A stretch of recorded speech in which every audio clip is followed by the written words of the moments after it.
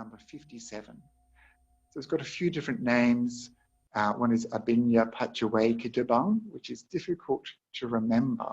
So the 5 frequent reflections, the 5 subjects for reflection is what we're going to be doing tonight. And I'll just introduce them very briefly before we start the meditation.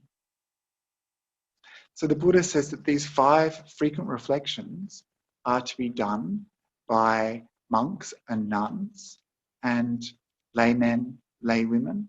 Anyone can do these 5 frequent reflections. So this is something he encouraged us to do as frequently as possible. So they are, the first one, old age, aging. So we should reflect upon old age. We should reflect upon sickness. We should reflect upon death. We should reflect upon separation, being separated from everything. And we should reflect upon karma. So the first 3 are some things that I talked about in the pre-recorded talk. And these are kind of what I like to call the big 3 in Buddhism: old age, sickness, and death. This is something that is very strongly linked to the idea of Samvega. And so this, it's unsurprising to find in the 5 frequent reflections that this is an opportunity for us to develop Samvega, around these themes. The 4th one, separation, that we will be separated from everything that is dear and precious to us, is kind of like almost like a backup kind of reminder. This is something that we need to accept, that we need to understand, that everything that we have, we will become separated from. And this is something that we can see with the COVID-19 crisis. All those pleasures that we had, playing golf, going to the gym, going to the movies, having a coffee on a Monday morning, all of these things were taken away from us just like that. And of course, many people suffered even more separation. They were separated from their loved ones. They were in hospital. Many people lost their loved ones.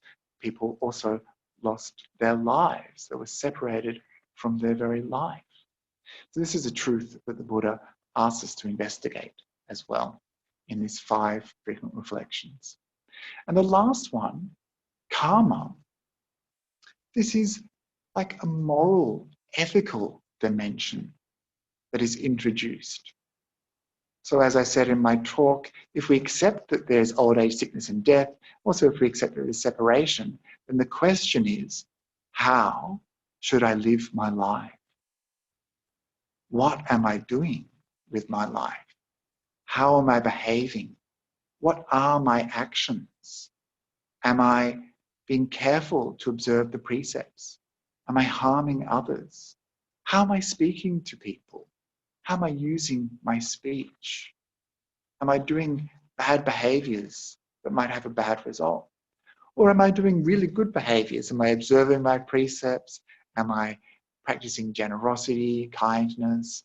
Am I speaking well? Am I helping others? So any intentional action, this is karma. Any action that we do on purpose, that we mean to do, is karma. And the Buddha says that we are the owners of our karma. We are the heirs of our karma. We are born according to our karma. And we abide, supported by that karma. We're related to it. Any wholesome action, unwholesome action, good, bad action that we do with intention, we will experience the results of that. So when it comes to Samvega, it's not just this shock, horror, this awe of the reality that we're facing of old age, sickness, and death, that we'll be separated from everything we adore, but also this moral, ethical dimension, which asks us to think, how have we been living? And of course, if we've been living really badly and we have been hurting people and getting angry and using wrong speech, then the experience of Samvega is going to be quite motivating for us to change, especially if we accept, that even if it's a struggle to believe in rebirth, if it's a struggle to believe in karma, one way we can see it is in this very life, that we know that when we do something like steal, we feel guilty. We're worried about getting caught. Or if we use really bad language and we lie and cheat and things like that, then we feel worried that it will come back to us. And very often we see that it does. And if we kill something, we feel bad about it. Every being values its life. And so we can see in small ways, and gradually as we go along the path, we gain more conviction. We can see, there is this relationship between cause and effect, between action and consequence. We know that when we do good, we give, we feel really happy and creates a good, positive result for us and other people. And so we can start to see, yeah, there is this relationship. And so this is what the Buddha is pointing to when he asks us to consider this as something that we reflect frequently on, the nature of karma, that our actions will have a result. So these are the 5 frequent reflections that we can do. And when we reflect frequently on these, the Buddha says, the path is born within us. So we're inclining the mind more and more in line with the Dharma. We're straightening our view, Ujjhakaditthi, straightening our view, and we're coming out of ignorance, we're coming out of wrong view and developing right view. And that's why we practice this. And that's what we're going to do now. So I invite you to take a comfortable posture. So all at home, all in our comfy armchairs or on our favorite cushions. So we're going to spend a few minutes just calming the body, calming the mind, and becoming nice and still and clear. And then I'll guide us through those 5 reflections. So take that comfortable posture, just allow the body to become nice and settled. Make any adjustments now that you want to make. Find the best posture, the best spot, so that you can sit and be comfortable.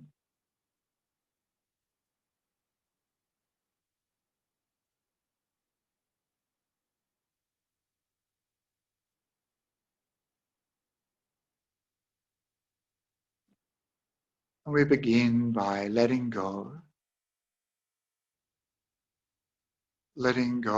of any tightness, any tension in the body. Consciously relaxing the muscles, softening the whole body, relaxing, releasing. So take a few moments just to scan the body. Whenever there's any tightness or tension, softening, releasing, letting go.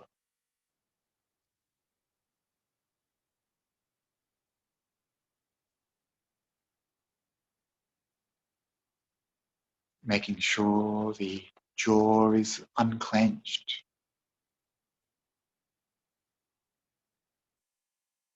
Your brow is soft, smooth. The eyes just gently resting.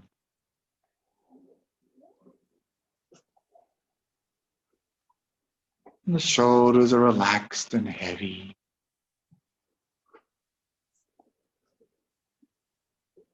Any tightness in the back, just release it.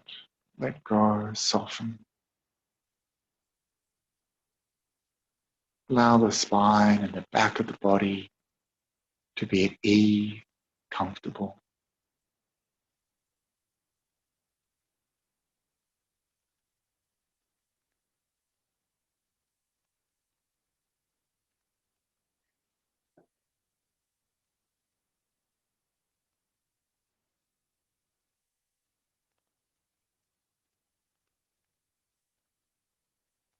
And letting go of any tightness in the chest. And feel all the muscles, the bones of the chest relaxing, even the lungs, even the heart can soften as you let go.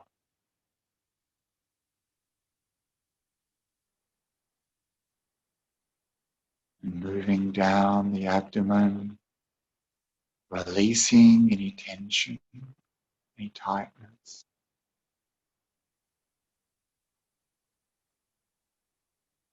Softening down to the hips, drawing that relaxation all the way down to the thighs, softening, relaxing, all the way down through the knees, shins, relaxing down to the feet, all the tension, tightness, just draining away through the toes.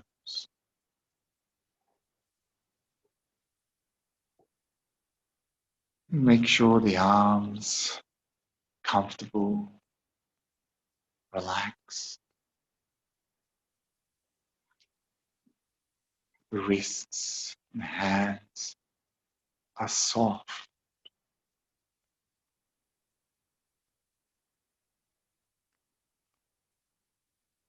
And again, any tightness, any tension just drains away through the fingers.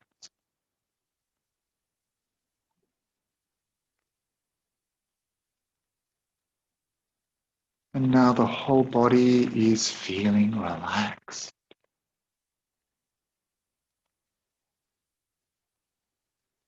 And it feels good to relax.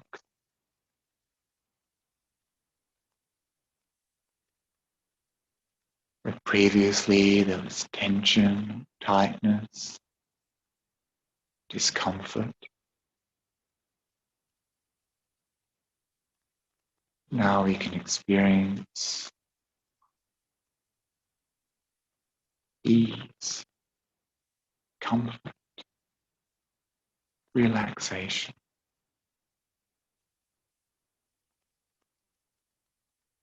And you notice it feels good.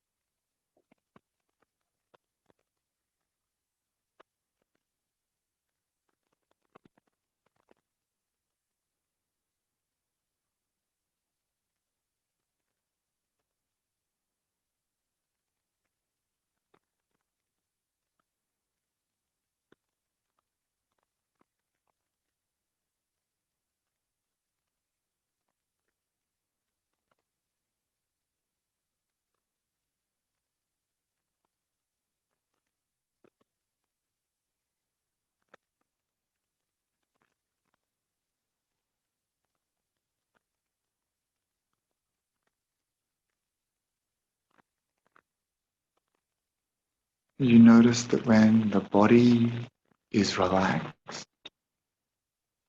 the mind naturally becoming calm, naturally becoming peaceful.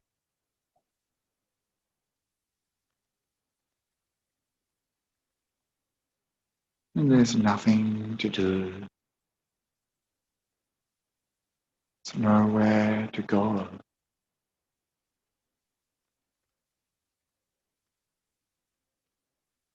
Not going back into the past.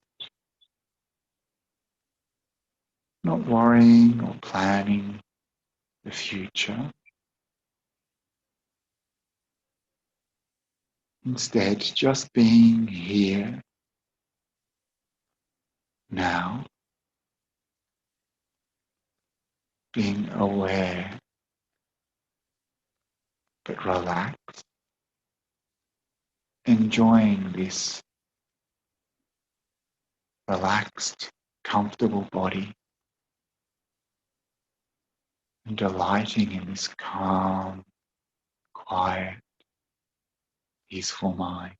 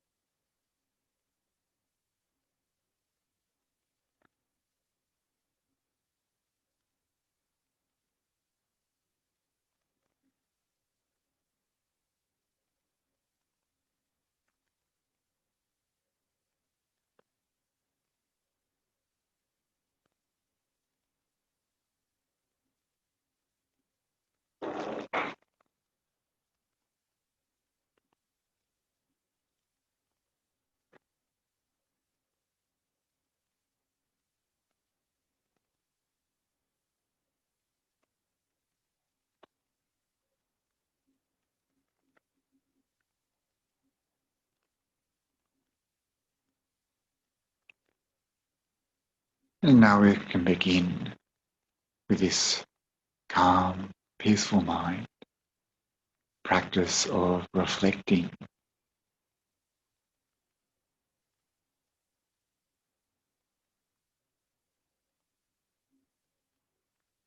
I am subject to aging. I have not gone beyond aging.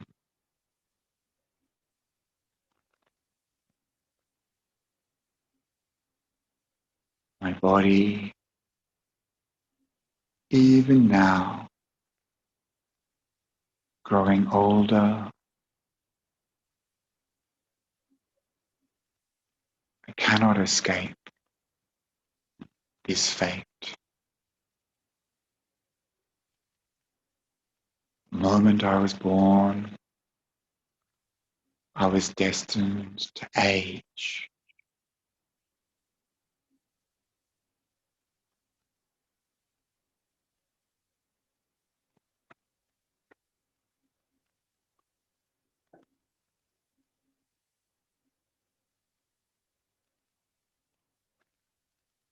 And as I age, my body changing, and there's nothing I can do about it.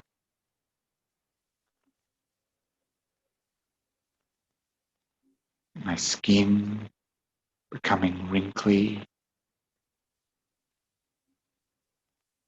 my bones creaking, shuffling about, stiff, wobbly.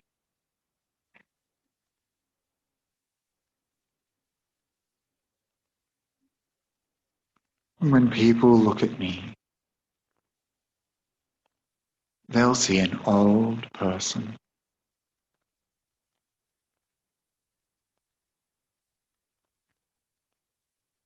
They'll see saggy skin, grey hair,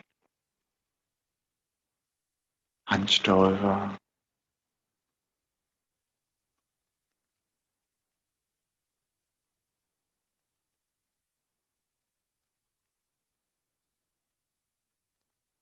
my youth vanished, my beauty, strength, my mental faculty diminishing.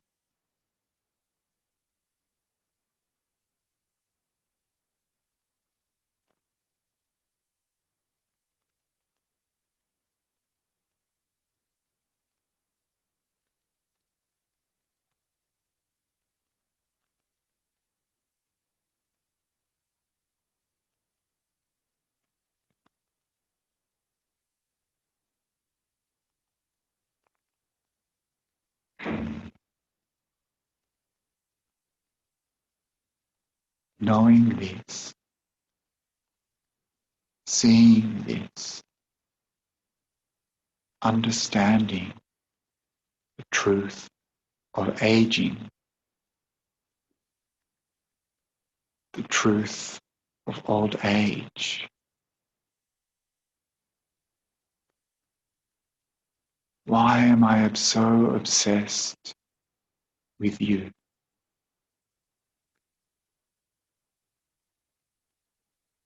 Why do I want to stay young, healthy, strong?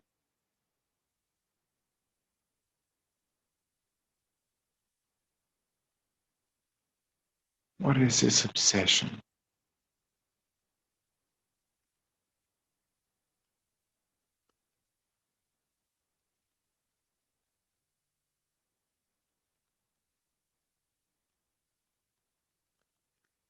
How does this obsession obscure the truth that I am subject to aging,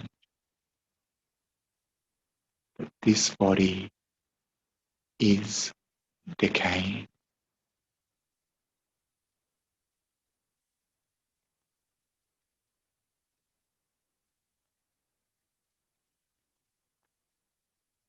I'm thinking now, in your own body, can you see the signs of aging?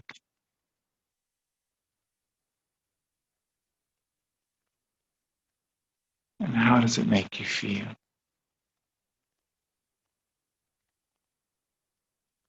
Do you have some animosity towards old age?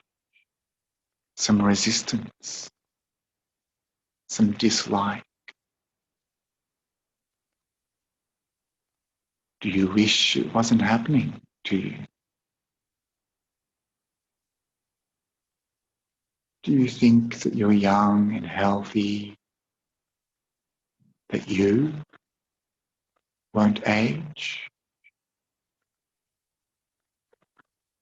that you won't become frail, that somehow this won't happen to you?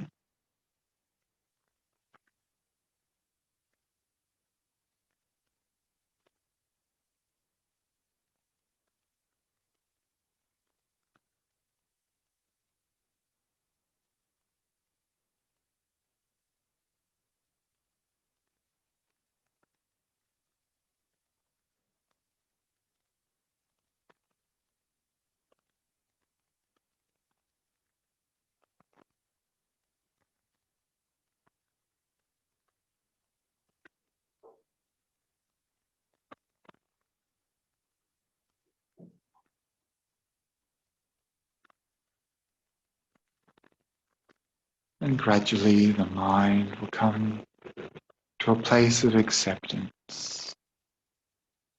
Ah, there is aging. I am subject to old age, just like all living beings.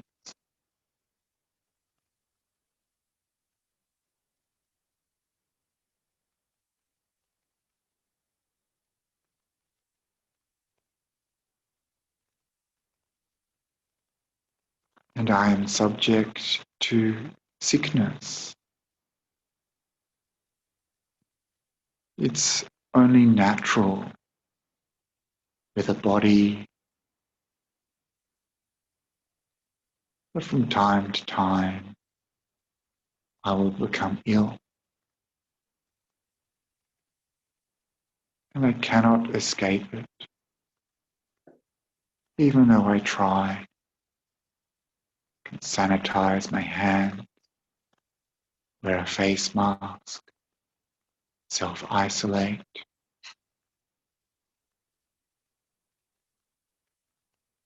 But the truth is, even now, this body is experiencing sickness. Maybe there's an ache in your knee or an old injury in your back. Perhaps you have a headache, some tight muscles, maybe an upset tummy.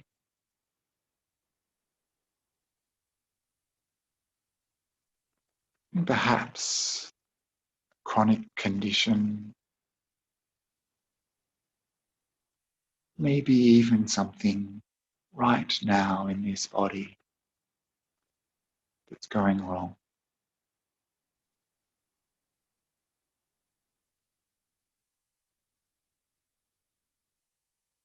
This body is so fragile.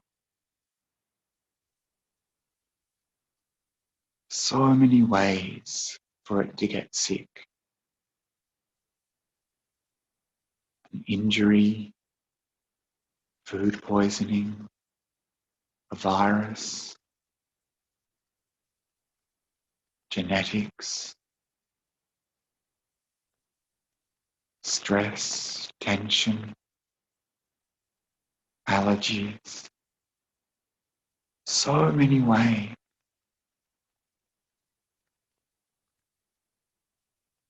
And why do we cling to this illusion of health?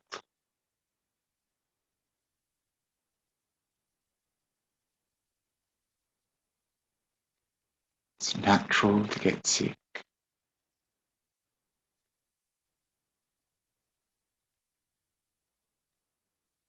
But when we fall ill, we push it away, don't want it. And when we get better, we think that we're normal again.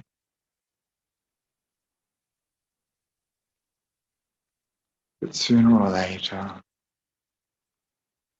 we will become sick.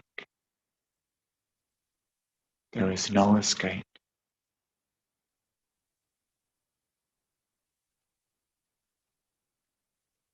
And so why do we cling so strongly to this idea of a healthy body?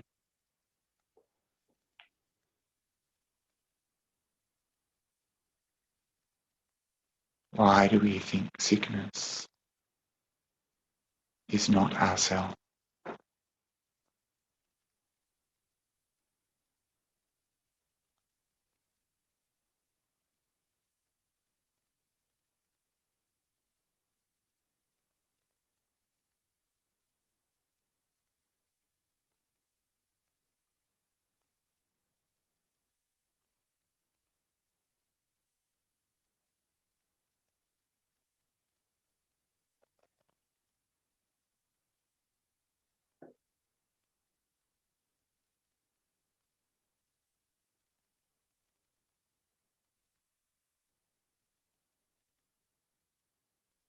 And I am also subject to death. I have not gone beyond death. Being born means that one day I must die.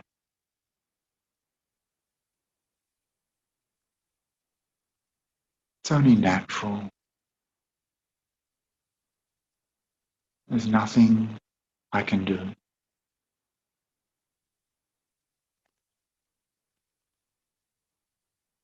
There are so many ways to die. From an accident, from old age, from sickness,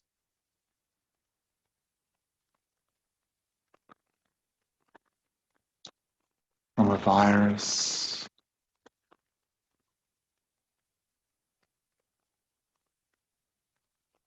Who knows how I will die? The time of death is uncertain. The manner of my death is uncertain. All that is certain is that I must die one day.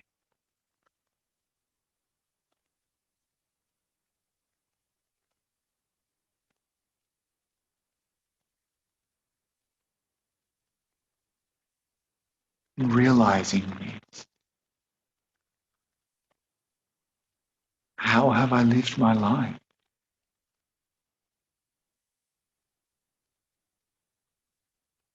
How am I living my life?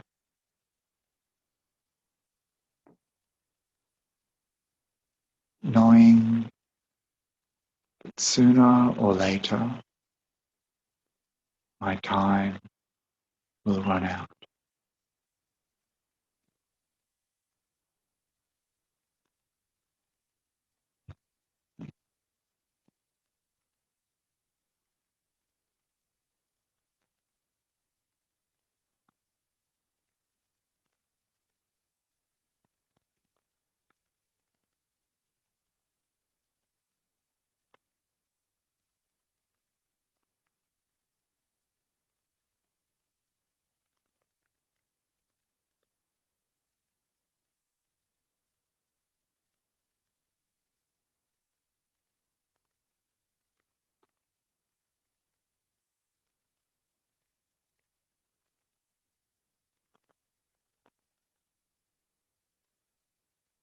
And I must become separated from all that is dear and beloved to me.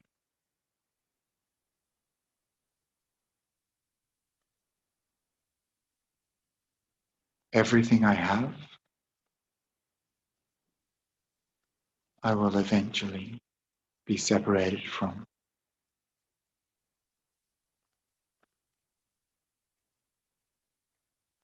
Even now, I lose things. People could steal things from me. Things break. Things change.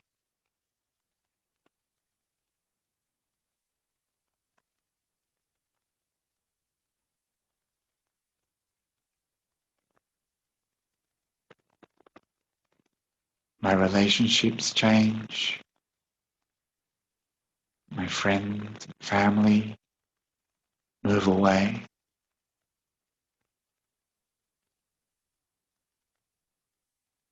My loved ones pass on.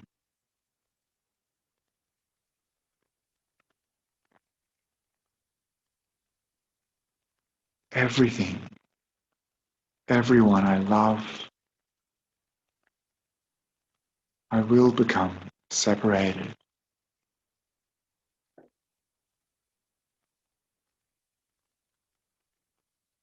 And even this body, this idea of myself, my name, my career, my work, everything I think of as myself, I will become separated from. And there's nothing I can do about it.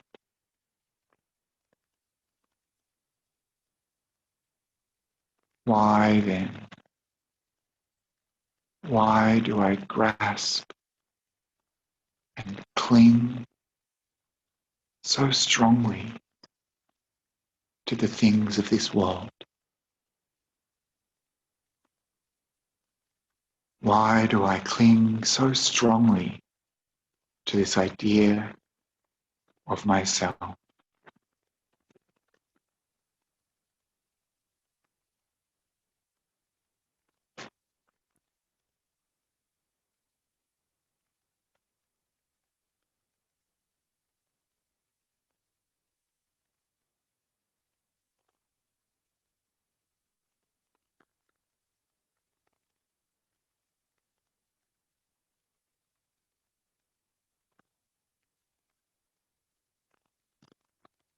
All I will take into my next life is my karma. I am the owner of my karma.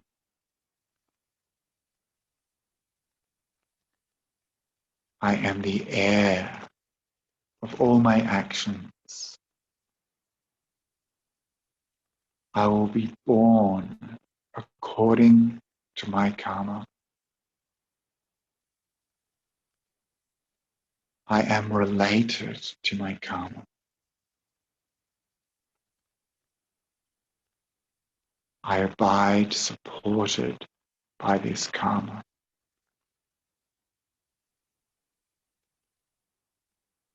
Whatever actions I have done,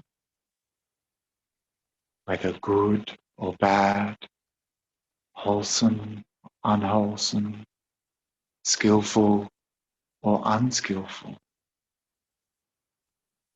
any action with intention of those, I will be the heir.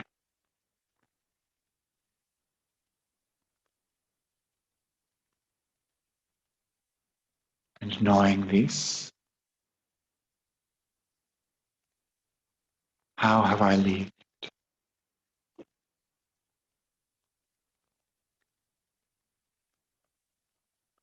Understanding this, how will I live from now on?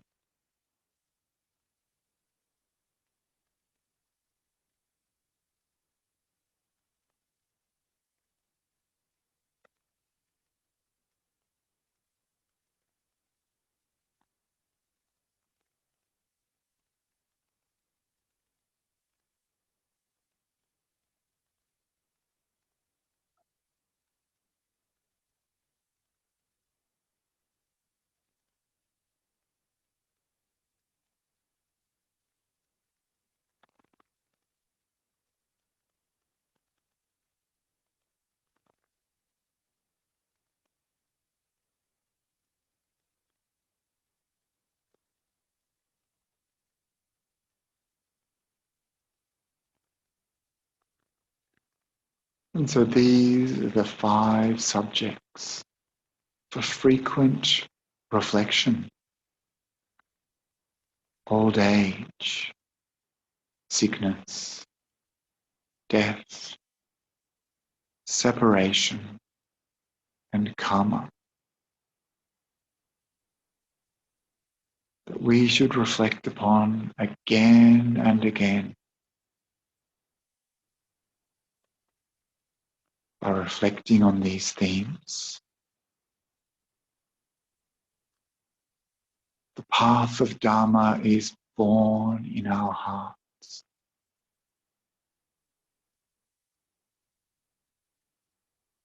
We will come out of unskillful behaviors, cultivate wholesome behavior. We will reduce the defilements, relax the underlying tensions that cause us difficulty,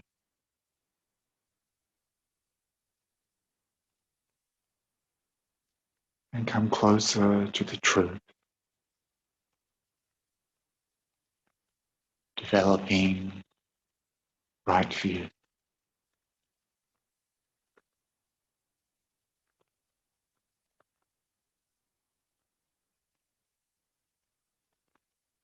And so now looking back over the meditation and just seeing, how was that for you?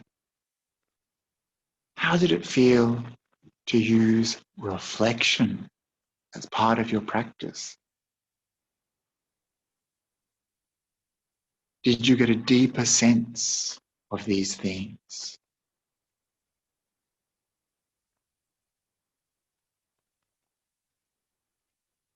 Did you find it easy to reflect?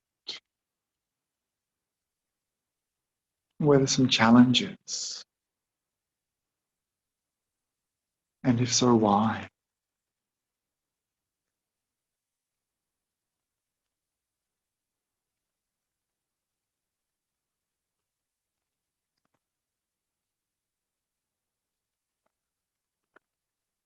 And having done this meritorious act of reflecting upon the Dhamma, we can dedicate this merit to others, thinking, may all beings see clearly. May all beings experiencing old age, sickness, and death come out of suffering. May all beings experience Nibbana.